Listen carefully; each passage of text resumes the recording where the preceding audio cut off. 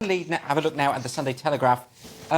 Cressida, the front cover of the Sunday Telegraph has a story about asylum seekers, the picture of the lionesses who've won some sort of game, and then Kemi Badenoch. What's this story about Kemi Badenoch? What's this about? Women only lose. Women only lose. Rule will protect dignity. That's women only toilets. Yes. Okay. So Kemi Badenoch's come out and said there's going to be a rule where any new buildings or any retrofitted, done-up buildings will have to have separate toilets for men and women. Right. And apparently in a YouGov poll, 85% of people are pro this, and 35% think there should be unisex toilets available. And we've got unisex toilets here at GB, haven't we? Which is an adventure every day. I mean, I think having to stand in other people's pee is really character building, isn't it? That's what I think. What will we do? Anyway, that's what's going to happen. But, you know, isn't this a bit of a non-brainer? We should say, so Kemi Badenoch, Equalities Minister, pushing through, you know, and this makes complete sense. You know, why can't this issue of gender identity and toilets be easily resolved by saying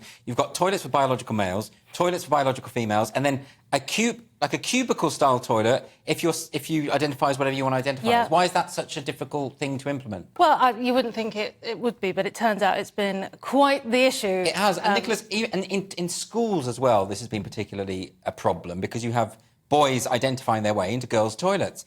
And particularly at that time of life, that's not a good idea. Exactly. And, you know, even for myself,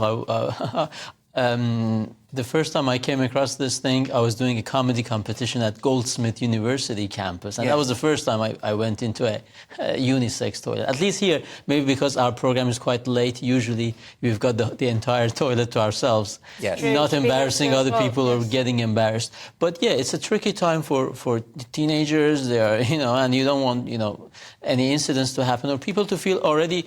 You know, God knows how uncomfortable teenagers already feel. You don't have to be a teenager. The number of times you walk in and a gentleman comes out and looks shocked and thinks he's got it wrong. No, it's fine. That's where you meant to be. Exactly. And so in Italy, I accidentally went into the women's toilets and a woman came in, and the look of horror on her face, and I suddenly realised what I'd done, and I'd realised that how awkward this makes people feel. It's much more of a big deal. And I've spoken to feminists who talk about this, that when there's someone who's obviously biological male but identifies as female in a women's toilet, most women won't confront that person or say, can you please leave? They'll just leave themselves. Right. And it creates that kind of awful environment. So I think people just need to think of other people a little bit when it comes to this. But like you say, the stats are really clear on this. YouGov, 87% want separate toilets for men and women, and 35% say, well, have unisex toilets for those that want them. Yeah. So that's everybody a no-brainer.